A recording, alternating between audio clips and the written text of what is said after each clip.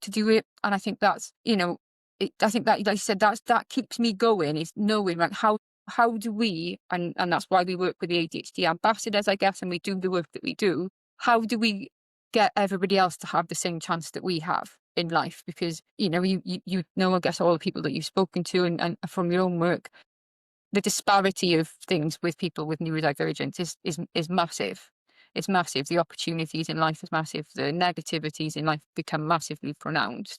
And I think there's a lot of us now that are fighting to say, right, doesn't take much, and this could fix this solution for so many people. I think, so for her, I'm hoping that she sort of she sees herself now. She understands herself a little bit more, rather than like what I did. Oh no, God, why do I feel these things as a young child? Why do I get so anxious? Why do I feel like nobody likes me if they say things? And with her now, we can have that conversation and go, right, let's have a look at this. This is your rejection sensitive. Look, they don't mean this. Right, take a breather, think, no, does that really sound okay? Oh yeah, Mum, you are right. That doesn't make any sense. Okay, yeah, it's just me. It's just me. So there's that self-awareness, isn't there? And I'm hoping that she sees, and she does see, the fight that a lot of people put in for her. She'll have that fight going forward as well, and she does. She does for other people, and it's so nice to see this young girl really advocate for her friends, or for not even for her friends sometimes, for groups of people. She's got that real strong sense of social justice, and I'm hoping that I'm giving her the confidence to follow it, to speak up on things. She has done in the past with things, and she just makes me so proud to see how she deals with things now. And I think, like I said, for me, it's making sure that we give as many people that chance as possible. I think you never meet Yeah, and you're people that certainly, fight as hard as neurodivergent parents do. yeah, and you certainly, in speaking about that fight as well, I mean, you're certainly definitely a big role model in your daughter's life with what you do as well. I mean, with recently, you spoke in front of the Newport County Council in the chamber about a motion to make Newport a neurodivergent-friendly city. Can you tell us a little bit more about that and that motion that you put forward? Yeah, so a really good colleague of mine, we became councillors at the same time, Councillor Stephen Marshall, who's also, we're both dyslexic. He's had a diagnosis for autism, and he's going down that route for ADHD. And we've just always been so close, as you normally are. You find your neurodivergent little group, don't you? And even though you don't know, you know, yeah, you are. We are that, and we've always been such good friends. And he messaged me a while ago and said, it would be really good if we can have a look at, I'd like to do something like this. Let's work on this together. So, we spent a bit of time, we researched other city councils and county councils that had done this. Cardiff was one of them. There's a couple up north. There's a few of them. So we looked at what they do, looked inward then, I guess, of how we deal with things as a council, how we look at things. And then also, because obviously education would fall under the council in this motion, and then looked at what was lacking within that school arena for neurodivergent people in the city. And a big one was what I mentioned a little while ago, was about the cover and the supply teachers not understanding neurodivergent, and what we thought, well, part of what we could feed into this motion, a big part of what we can feed into this motion, was the need for all council staff, which includes teaching staff, need to be trained on neurodivergence. And I thought that was the big one for me, to get that in there, so there's an understanding. And the leader of Newport Council, Councillor Batruni, was really wanted this as well, really saw the benefit of this, and there is going to be, there'll be a little bit of a cost to it, but not huge amount. But so what happened then is we wrote the motion, myself and Councillor Stephen wrote the motion together, put it through. I said, a bit of research. We sent it to the rest of my sort of cabinet colleagues and to the leader, and they have a look at this and say, right, how do you think? Are you happy with this? And we were very fortunate. There were very minimal tweaks on changes to the original. I think it might have been 1 or 2 words, in fact. So they were happy with how we proposed this. What you do then from a political point of view is you send that then to your Democratic Services Department. Stephen sends another email to say, right, I'm officially seconding this motion, and then it comes into the next full council. So it's been on. We've been working on it for it might have been nearly a year that we got this to this point, but it's just, having that support. And I was, gosh, I wrote what I wanted to say afterwards. So you have to read out this whole motion, and it's so long. I didn't think about it when I was writing it. I forgot that I'd have to read the whole thing out in council word for word. And I thought, oh, thinking I was, you stand up the dyslexic reading this speech and then follow that with my own speech as well was just, I'm really, there's something about that council chamber, and it's done it for years. And my colleague laughed. For some reason, like I could speak to you now, I work internationally. I get in that chamber, and for some reason, it does something to me from a nervous point of view. And it has done for years, even though, as I said, I can convey, and I'm standing there. Oh gosh, I have to tell these people. I said, but it's so important to tell people my story, because we often get a lot of negative press, and all politicians do. At the moment, you get a lot of negativity going on out there. Oh, they make these decisions. They don't get what they don't understand. They're just doing it because they want to be difficult. And I thought it was so important to tell my story, to say, right, I get you. When we have meetings, or we meet with parents, or we meet with, we get you, because people often say, well, you're just making policy. You don't understand. And I think for me to stand there and say, yeah, I'm dyslexic, I've got ADHD, I'm autistic, I understand you. I understand the struggles that have come before. Yes, I'm okay now. I'm a student, I'm okay. I'm a counsellor, I'm a cabinet member. I work full time. I'm okay. But for a number of years, that wasn't the case, and I've had to work at this. And I think it just gives, suddenly people will look at that and hopefully, I know a number of people did, but people will look for that and go, oh, she's like me, or she gets it. Her, and I mentioned my daughters as well, my other daughter who's dyslexic. I understand that I sit there and I've been absolutely beside myself when I'm getting emails from the school to say things have gone wrong. And then you're trying to fight really hard to get things in place. I've been there. I've had that fight. I understand you. And actually now what I'm going to do is I'm going to use my platform to help you. And I was really, so obviously the full sort of council meeting is online, but everybody spoke for that motion as well, which was nice. A number of councillors came out and said, right, actually, of course, Stephen said it's the same thing, gave his story, but councillors that we didn't know came and said, I'm dyslexic, I'm this.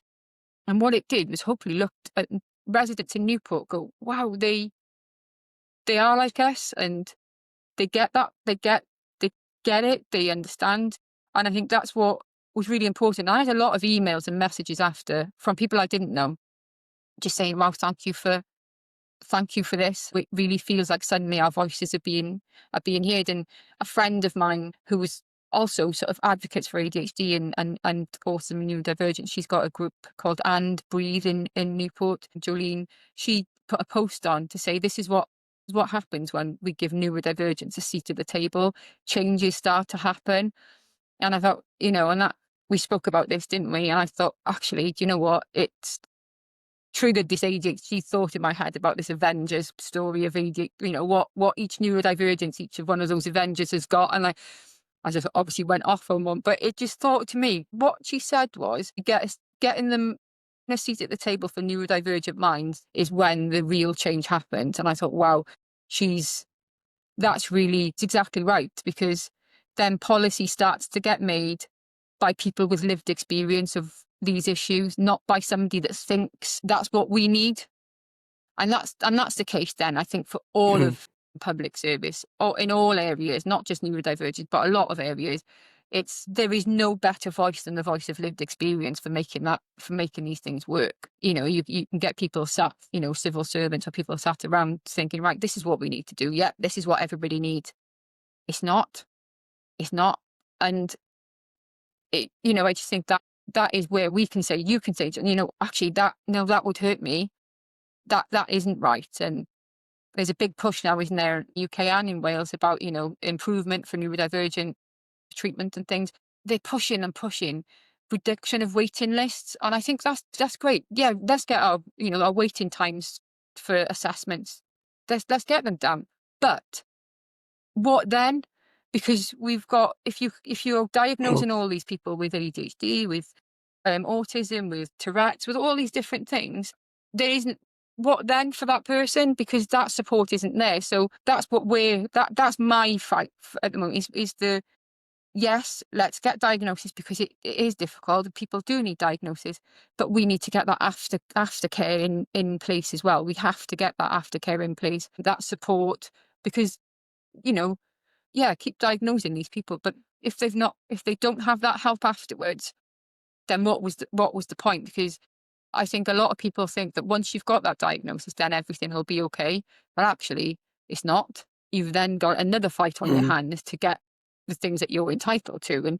And this motion, hopefully this motion, what this has done is that when you do get that diagnosis, or you don't even have to have a diagnosis, you can sort of you can say, look, something, like I said, that sort of self-diagnosis, that the council itself is already neurodivergent friendly because of this motion. But actually, we're already looking after the fact that we look after neurodivergent people within this motion actually filters through for non-neurodivergent and neurotypicals, because it just means that the communications are more open, the communications are more accessible, training is there. If we can train people on how to deal with neurodivergent people, or how to not deal with, how to help and accommodate, then actually that means that from an education point of view, I guess, that helps mainstream students, because if you've not got a continuously dysregulated group of neurodivergent children in your classroom because you've made these little adjustments, actually the other 20 neurotypical children in that class will then begin to thrive, because the teacher spends not as much time supporting our neurodivergent children because they're already regulated walking into that class. So actually, that having that motion come through, I can't see any negatives for any other people, even though it's helping neurodivergent people. Um, and as you said, it's getting that seat at the table, it's getting that, so fortunate to be able to do this through the work that I do. I think that, I said, I feel that I keep responsibility to as many people as I can to just make these small changes in what I feel are small changes, but actually could be a life-changing change for somebody. Yeah, definitely. And um, it's really powerful that, you can be that voice in that environment as well, and stand up for, make a stand for neurodivergent people, and fight that fight, because there is so much that there's still left to do in society and in general, and a lot of different departments, like you say, in education, there's still a lot of room to grow, to make it a more suitable environment for neurodivergent children. Diagnosis as well, like you say, bringing those wait lists down, but not only that, but the support afterwards, because there's so many people that I've already spoken to from the podcast, but like you say, that diagnosis isn't just a kind of fixed moment. It doesn't just change everything suddenly just because you've got that diagnosis. And it's part of the reason that I kind of started the podcast, is because of, it's often that when you get that diagnosis, that you don't know where to kind of turn to. There's no support materials. There's no, well, this is what I'm experiencing. How do I deal with this? There's not really, you know, much support in that respect. So there's definitely a lot more that we can do in terms of that. Not just a case of diagnosis is crucial from a lot of people, like you've talked about your own experiences of being diagnosed late. A number of people have on the show, and about the difficulties that brings in terms of unpacking everything and the questioning and bits of trauma and other things. But I just wanted to ask a question, because it's something that I spoke with someone recently about, um, sort of dealing with things like the trauma and everything like that over late diagnosis. So you've got obviously therapy. There was a stat that I read the other day about the amount of like neurodivergent people in prisons as well that wasn't necessarily diagnosed beforehand. Do you think that not being able to diagnose people, neurodivergent people, until a lot of people are diagnosed late, is that having more of a cost on the nation than being able to diagnose it and provide the support earlier? Yeah, definitely. And you see that in a lot of areas, in certain areas as well. As you said, you come with trauma.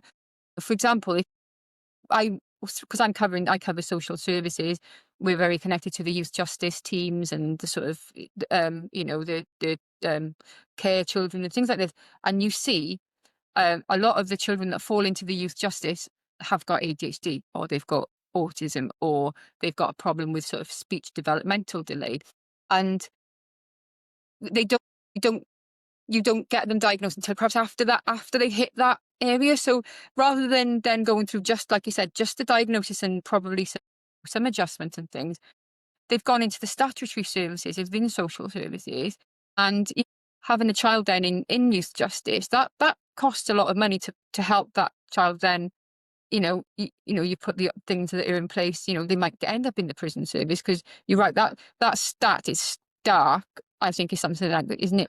4% of the country have ADHD, but it's between 25 to 90% of people within the prison service have ADHD. So it's this marked telltale that literally, I think it's what that is saying is that 25% of people with ADHD are going to end up in prison if you listen to those sort of stats, which is crazy. We know that the life expectancy of people with ADHD is much lower, because of risky behaviors, poor nutrition, high stress levels, suicide, and all these things cost the health service much more money than a diagnosis would. So you're talking about, less than £10,000 for a diagnosis. I guess I don't really know how much that would cost from a national health point of view. And then you've got a little bit of treatment. That I've just started on my medication for ADHD, but there is that, you've got that treatment that you can have. I think I saw something shared this week about ADHD medication and the impact on other areas, where the reduction in traffic accidents, reduction in, alcoholism or drug taking or addiction, and once you know when you've got that treatment in place, because from within councils, and it's a shame really, because there's always a tight budget issue. What happens is there's an area that comes under social services called preventions and inclusions, and that's about preventing somebody falling into the statutory social services arena. And unfortunately, because it's not a statutory service, when we have to look at budget cuts, it's sometimes one of the first things that goes. But it's that service is almost like a silver bullet, in terms of, if you get there early enough, if you get to these children or you get to these adults and you help them before they need the trauma or the acute levels of help and intervention, first of all, economically, the benefits are much, much greater, but also from a well-being point of view, it's, you can't put a cost on that. How do you put a cost on some young child, or not, a young adult, not ending up in prison because we helped them with understanding that they had they were ADHD, and the things were put in place in school. So rather than them getting kicked out of lesson all the time, and then go into isolation or go into detention, and then being excluded because we didn't ever know what was wrong with them, it was just thought, oh, they're just really naughty children. But actually they weren't. They just didn't conform to that mainstream education and the way it is. And we've lost that child from education then, but we could have ended up with that child in the prison service. Like I said, a couple of thousand against probably tens or more thousand, to then look at that child, that person then maybe not hit those education milestones, therefore can't really get a good job, might not work, might end up on the benefit system because they've got so much trauma they need to unpack. There's a massive spike in mental illness. They can't work. They're then on the benefit system. Actually, if we had looked at that when they were 15 and they were presenting as difficult, and said, hang on, is there something else going on? That person could have actually become a thriving member of society with a fantastic job, like you are, like I am, helping people understand it. So I think you can't, the economic benefits of this, whilst you can't measure them, because it's difficult to measure what ifs, and that's always the difficulty with prevention and inclusion. You can't measure what actually it would have saved you, because they never get there in the first place. But it's massive. It's huge. As I said, to just put my daughter, very minimal tweaks. Her reasonable adjustments in school don't cost them any money. It is literally a case of, are you okay? But let's do this. Let's go to these places. It's not. But what would we be doing now if she wasn't in school? If she'd fallen out of the education system, I don't know where she's hanging around, because I'm in work all day. I can't look after her. That. And this is then when you see these county lines issues coming in as well, because you pick these kids, you pick these children, they're vulnerable, they risk taking, because, that gets you dopamine going. And you've got this rejection sensitive as well that goes on along with it as well. And how it happens is that they meet somebody that's suddenly nice to them, and they say, "Oh, you right, buddy? Come and hang around with us," because they've had a bit of an issue in school. They've not got any friends. People don't get them. That's all right. Come and hang around with me. Or can you do me a favor? Can you take this vape and just run it up to so and so at the top of the road? Yeah, no problem. He'll give you some money for it.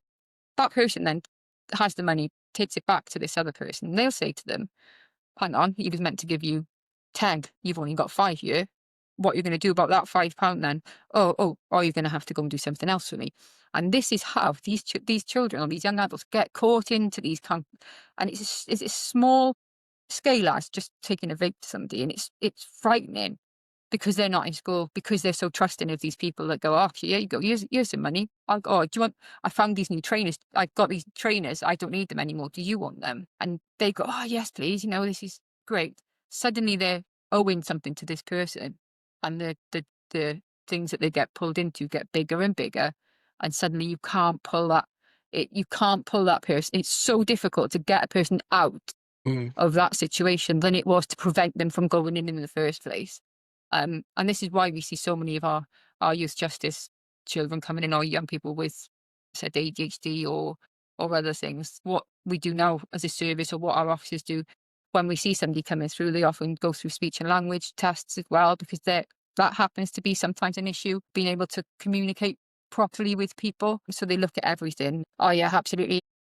The financial benefits, where people say, it costs X amount to, if we have to diagnose everybody, it costs so much money. Yeah, it would. But as I said, but it would save you this, but we can't tell you how much it would save you, because we can't say, the prison sort of population then might decrease by 25% of its population, because Yeah, actually these X amount ADHD and people things were like looked that. after. Yeah.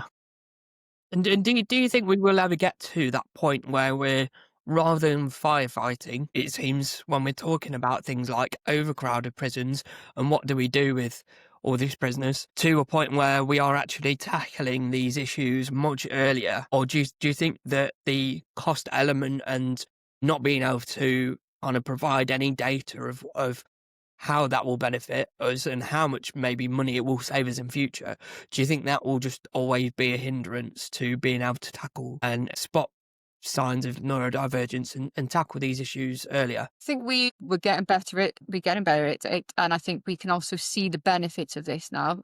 I know from a Newport point of view, we're heavy into preventions now, and we understand that. And really, whereas previously, before it was we were looking at those cuts, and when the money doesn't come down, or something happens, that was the one that we really now try and hold on to tightly, to say, right, no, no, no, because it's gonna, like I said, we know that it's saving us X amount of time. But what we're doing again within Newport is looking at transformation of our services. At the moment, we've got a bit of breathing space financially, and we know we're in a good place. We've got a lot of things going on, but what we've done, and especially with we're in social services, we've got some amazing officers there, amazing social workers, and they're understanding that we can't keep on with the status quo of how we're working with things. We're now looking at transformative pieces of work of how do we transform our service whilst we've got a little bit of breathing space. And I think it's sit on regional partnership boards for the NIRA and Bevan health boards, that's where I'm the autism and neurodivergent champion. But we're starting to see now, and it's the same thing with the NHS, of the winter crises and different things and bed blocking. Actually, we can't just put another 20 beds in place, or we can't just do that. We have to stop the people going in hospital in the first place. So again, they're looking at that preventative work, because it's the same, isn't it? From a medical point of view, we're firefighting, we're treating the issue rather than preventing it in the first place. And that's how we save the money for the NHS, is not having those people needing that treatment, diet, healthcare, better sort of mental health support, all these different things. And it's the same thing. And that is the standard of where we want to be, isn't it? It's that we don't see it at the end. We are in that preventative space. In Wales, they've put a lot of money into this neurodivergent improvement plan, and that I work on that with a number of colleagues. We spoke to Jen a couple of weeks ago, who's policy within Welsh Government, and so she's seeing that work that's going on. And there's a lot of good work going on within all these regional partnership boards for health boards. So So the regional partnership board is the health board area. So I sit within the United and Bavin area, and then the 5 council authorities within that health area also sit within that board as well. So, and then we've got subcommittees. So we've got the overarching regional partnership board, and then we've got subcommittees underneath. And I'm on the neurodivergent subcommittee, which is one of those. There's sort of frailty subcommittee something, and there's a lot of good work going on within that space. We have people from health there, specialists from health. We have obviously myself and the politicians, and then we've got the people who work within the council. We've got education on there. We've got lived experience voices on there as well, we've been given a chance to get this right within the Welsh arena. They're looking at it. They've put the money there. We've got one chance to get this right. So I don't think it'll happen again. So as I said, we're pushing. We're making sure those voices are heard. That's what I do when I speak to parents or I speak to people with neurodivergent. Right? What is right? What is wrong? If we were to change this service, what do you think is lacking? And then that's how I feed that in to them. We're trying to make those changes now, which, as I said, there is that focus on waiting list times, but there's a lot of us on there saying, right, yeah, but what then? What then? And they are starting to take that on board now, and they're listening. There's a massive issue of not having that mental health support available for neurodivergent people as well. We're making sure that's getting fed in, so we're hoping to see some change there. And there's some little things with our waiting list of reducing within the United Bavin arena. There's a lot of good work going on. Whether we'll get there, it's hard to say, isn't it? Because people keep saying as well, there's a crisis. There's so many people now who are autistic. There's so many people that have got ADHD. No, we've always been around. It's just, we didn't know about it, or we didn't know how to There's trigger more this awareness now, thing. so Yeah, I'm ADHD yeah, now, but I was still ADHD when I was 13 and didn't know about it. So it would be nice, wouldn't it? It would be nice that we hit that preventative side where everybody knows that they are. It worries me as well that, pushing out all those people into the diagnosis side of things is that if we need to make sure, I think there's some children that need to be really diagnosed at a really young age because of the profound acuteness of their condition. And what we don't want to do is block those waiting lists by people that, like my daughter, that could have been okay.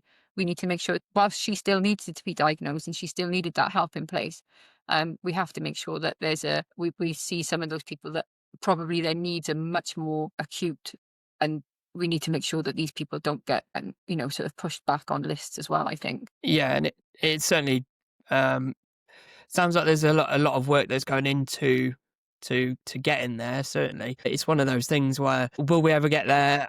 To that kind of utopia where nobody's having to fight for a diagnosis and fight for that support, and where it is just readily available. Because I said something earlier about putting in these adjustments, it's not going to impact negatively on anyone that's not neurodivergent. So it's not a case of weighing up kind of pros and cons. It seems there is only pros to it, but obviously then, like you say, it's that cost element of these adjustments. But so for me, yeah, I mean, my kind of view on it is, if we're able to spend a bit more money on those preventative measures, like you say, and being able, I think schools, and you touched on earlier, education, I think being able to, and the training and the awareness for teachers, I think if more goes into that across the nation, that would make a huge difference. Because I'm going back a while now, but I was saying earlier about when we were back in school and university and things like that,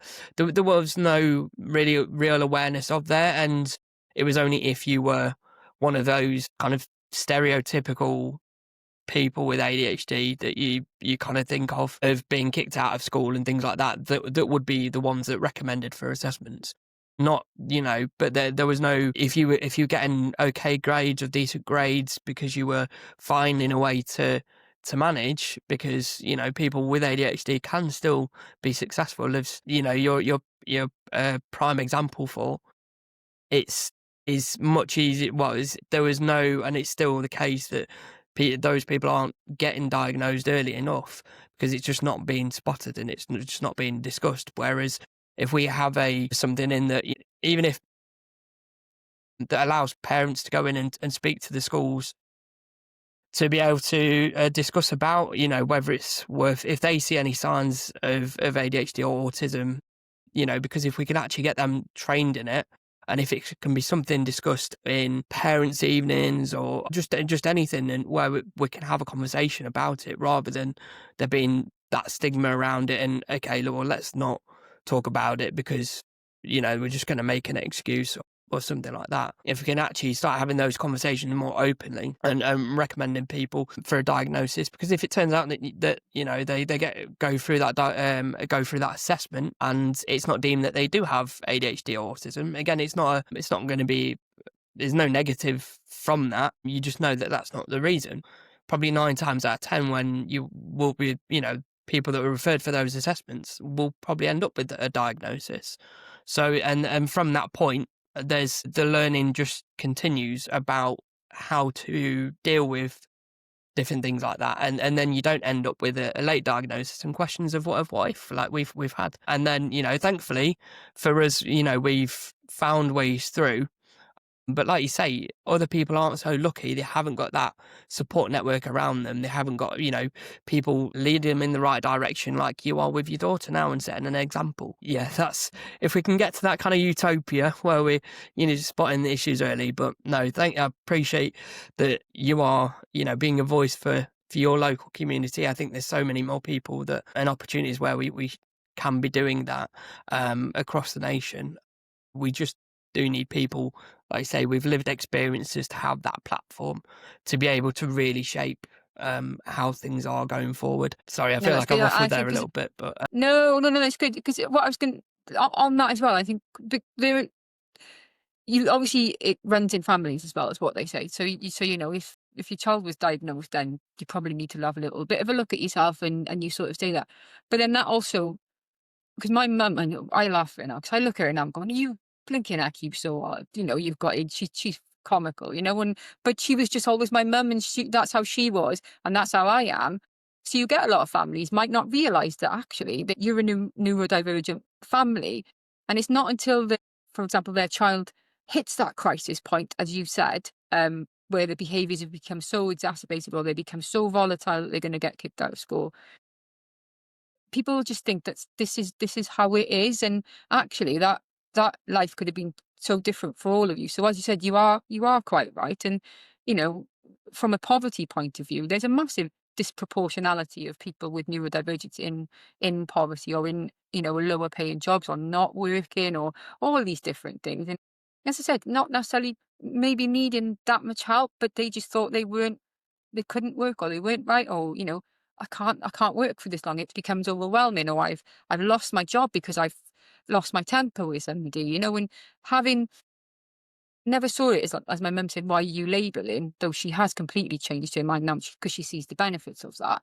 But it's just I see it, a diagnosis, I guess, then is a protection as well, because you fall within that disability discrimination act, you help it. So rather than getting fired because you lost your temper, that employer should then say to you, right, hang on, what's happening here? Let's work on this. Let's do this. And as you said, the benefit system would hopefully ease itself if we can help other people with neurodivergent into work, because it's not their responsibility, it's the employer's responsibility to get this right. And again, going back to that motion, that's what this motion is about. The employer is responsible to help that person, to help that employee, have meaningful employment. Because don't get me wrong, most people want meaningful employment, don't they? Most people want to make their own money.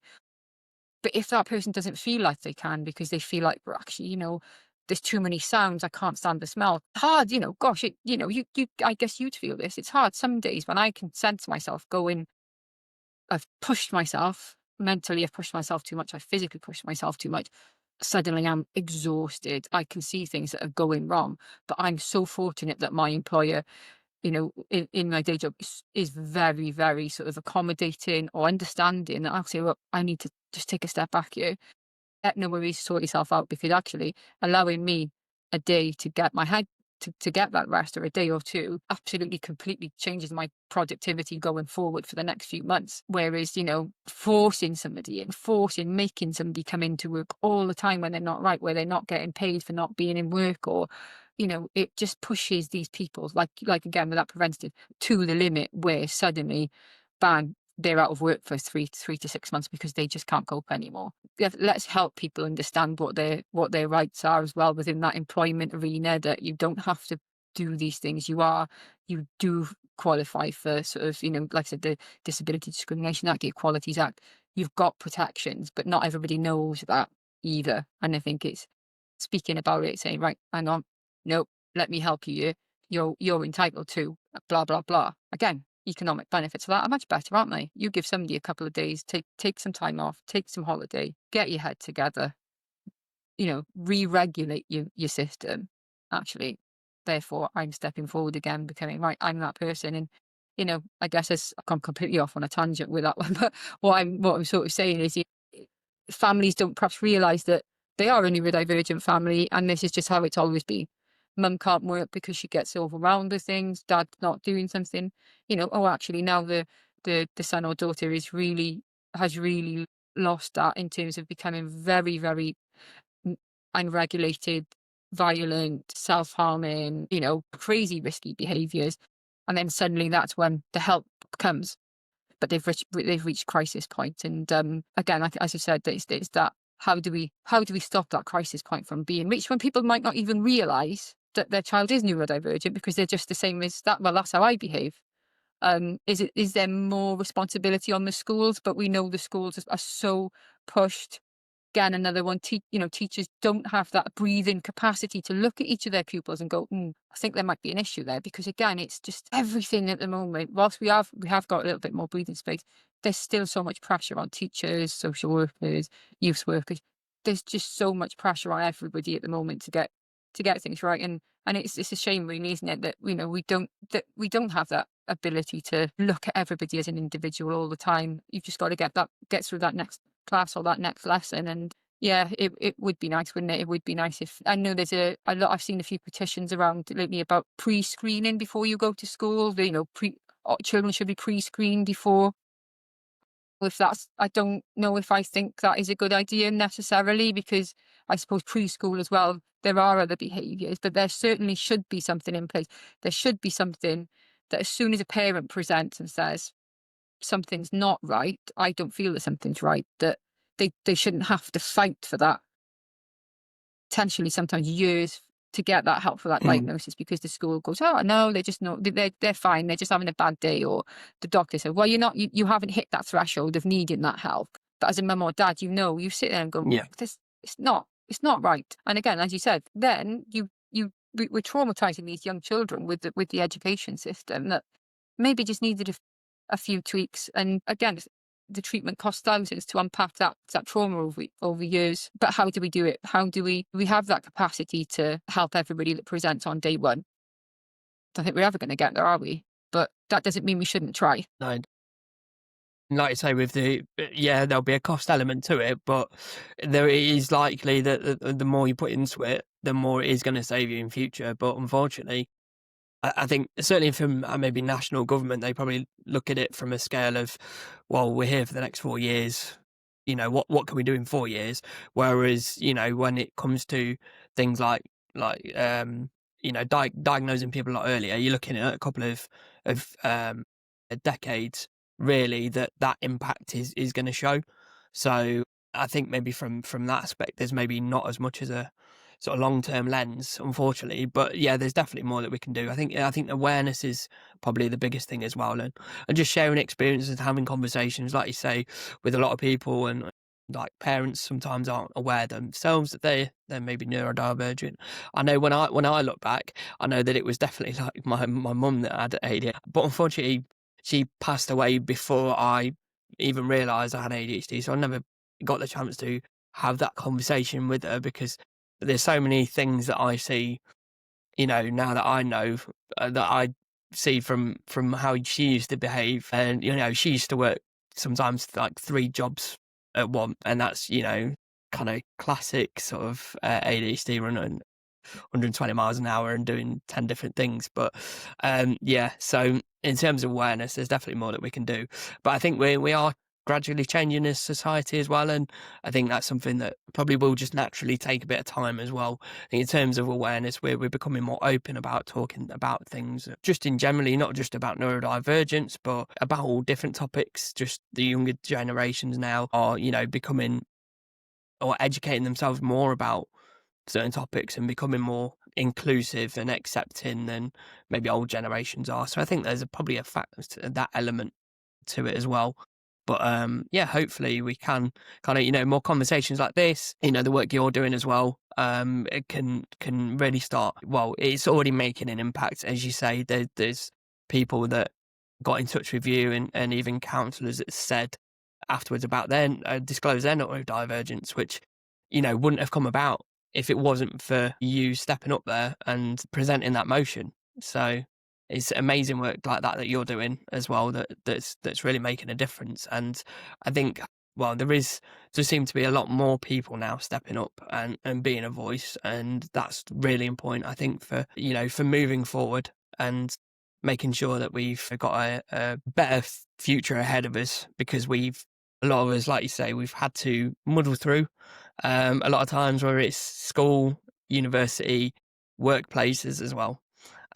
So if we can start to build a better future for ourselves and then also our children, like your daughter as well, then yeah, that's all we can do for now. Yeah, that we want to do more, don't we? As ADHD, it's almost like every problem is yours to fix, and you can't let it go. And even though it's nothing to do with you, and that is the ADHD way, isn't it? Is of, hang on, there's something. Is that's not right over there. I'm going to go and help that person, even to the point where you probably make your own self ill. Sometimes I've gone to that point where I've gone and my family said, but you can't stop, you can't do anymore. Yeah, but I just need to just try this one more thing. And you take on everybody's responsibilities.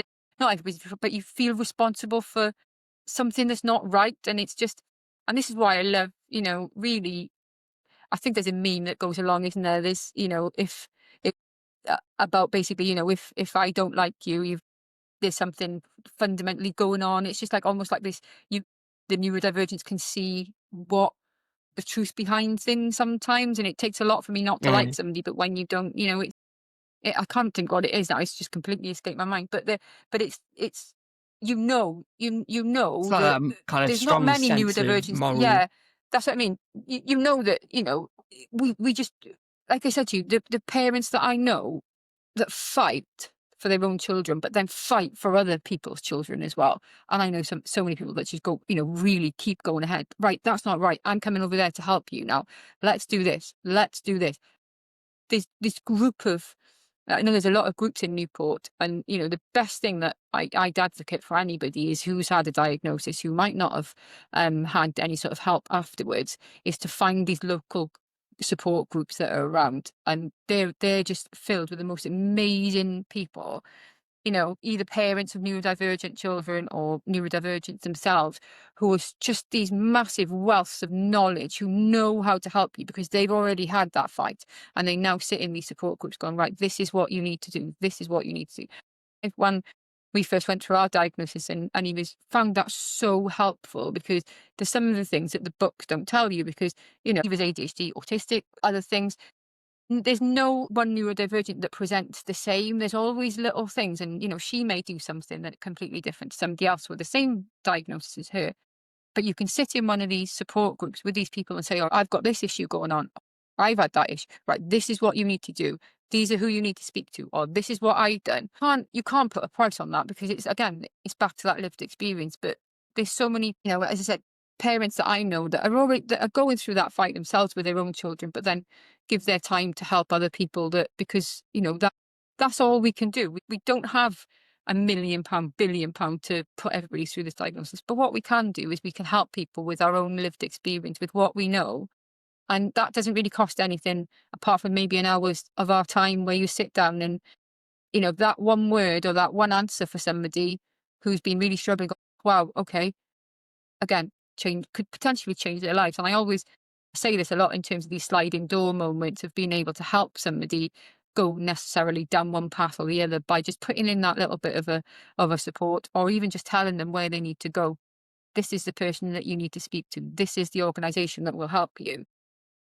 And that's what we can do. And I think I'm getting better at that now. I'm getting better at signposting people to the things that can help them rather than doing it myself for them. And that's what I've learned from myself is right. You can't fight everybody's battle because there are other people out there or there are other organizations out there that do this for their day jobs. And actually, right, you say to that person, this is who you need. Would you like me to help you make that contact? Yeah. And then you let them go over because, you know, somebody mentioned something to me a while ago about, feeling trauma from those people that you can't help as well, because you take it on so deeply. And I hadn't really thought about it before. And actually I thought, wow, yeah, you're right. Because if you failed that person, but it wasn't your fault, it just come to you for help and you couldn't help them, you take that so personally and you feel like I just, you can't stop thinking about blinking like I could have helped that person so much more. They've not fixed all their problems, where you were never going to do that. But but I think ADHD people, especially with RSD and everything, you feel like everybody's problems are your things to fix, and it can lead Yours to to trauma solve, where yeah. you can't fix it. Yeah, I think it probably doesn't help that we're probably naturally wired as well to be a bit more problematic, well, problem solvers. That, Yeah, when we do have people with problems, we do want to try and solve it for them. And like you say, then the RSD kicks in, and we feel guilty about not trying to solve problems, but we can't solve them all. So, just in terms of, you mentioned about the like signposting there as well. Is that one thing because obviously you're an ambassador of ADHD UK? Is that one thing that's helped for you in terms of knowledge of where to signpost people as well? yeah, yeah, definitely. So they are the experts in what they do when you signpost them to different organisations. Snap Cymru is one, for example, in Wales, that help people know their rights within that education arena and things like that. So yeah, I think, as you said, pointing people to websites or pointing people to giving them telephone numbers, and I think that's another thing as well. I think the motion, going back to that motion, is having what I hope to have and what we hope to see, the landing page that people can go on that will list all those organisations that are available to them, and a sort of one liner of what they do. And again, that the costs on that are not massive, but we tell people, right, you go in this direction or you go in this direction, and I think, yeah, it's we're our own worst enemies, aren't we? We keep going, we keep going, we keep going, we don't stop, and then all of a sudden you hit a brick wall, and it's almost like you have to stop, and it's and then we'll just go, well, as soon as you're feeling a little bit better again, right, off we go again, and you don't, full of advice for people. Yeah, I never take my own sometimes. Where you think, people say to me, "Gosh, how do you do this?" I'm like, well, my my struggle will be going on holiday for a week and not doing anything. That for me is just like, oh my goodness, this is what you know our best family holidays are skiing holidays, because as you can imagine, we don't stop because, like I said, my daughter's ADHD, I'm ADHD. My husband, he's not diagnosed, but you ask anybody, he absolutely is. And then I've got my other daughter who's quite laid back, but that type of holiday for us, that skiing, that dopamine chasing, that racing is like the perfect holiday. But going away for a week now, when I need to relax, I need to recharge, for me will be, I don't know what I'm supposed to be doing here. I don't, what, like, right, what now? Because when you're home and you're recharging, you'll always find something to do. Because we don't do it. We sit there for 5 minutes and go, oh, look at that. That thing over there needs moving, and suddenly I'll change my living room around, or I don't like this, where you should be sat still for, just have a little bit of a recharge here, sort yourself out. You're getting tired, but you won't do it because you can't. So a week off for me on holidays that's a challenge for me. Weird, isn't it? We are weird. We're all crazy. All our ADHD is, people would go, yes, I can't wait for a week off and do nothing. And I'm thinking, oh, wow, how am I going to do this? Yeah, definitely. Yeah, I mean, I know when in the last holiday that I had with my other half, and we go down, we want to sit by the pool, and then like 10 minutes later, I'm like, should we go for a walk on the beach? And she's like, no, I just want to sit. And I'm like, yeah, but I want to do something. I can't not. Yeah. So 100%. Sometimes it's very hard to just relax, and especially when you need to as well. So I do hope that you do enjoy your holiday though, and manage to just chill out for a little bit and give yourself some time. Yeah, just stop, tie me to the sunbed, and I'm not moving. I appreciate you everything you've shared today, Laura. I don't want to take up any more time today. We've already chatted about so much already, and we could easily be sat here all day talking to you because there's so much that you're fighting for and working towards, and just being a real advocate for neurodivergence. So thank you for sharing everything that you do. If people have any questions and want to reach out to you after today's episode, where can they find you? Well, I'm LinkedIn, Laura Lacey on LinkedIn, and my Instagram, I think, is Mrs.Lacey's.life. But, from my point of view, my email's public, my council email's public on the Newport City website as well. If people ever needed to reach out, especially from people from Newport, if or anywhere, as I said, we don't say no, do we? But just for a bit of advice on things. And what I really want to promote is getting those neurodivergent voices into politics, into council, being a councillor, doing these things, school governors. I think this is our next thing, is getting those voices into those arenas where we can make changes based on our life experience. So if anybody ever wanted any sort of how did I get there, I'm more than happy for people to reach out and just to give them a way, how we do it. Because I think it's, as you said, we need to speak up, don't we? We were okay. We made it. We got it. We got through all that trauma. And we got to sit where we are today, and we now get to make hopefully some other people's lives a little bit less traumatic or a little bit easier. Who doesn't want to use their voice for that? Yeah, definitely. And I appreciate you using your voice today to share how you're doing that today. And thank you for your time and coming on the ADHD Biography podcast. You're welcome. Thank you for having me.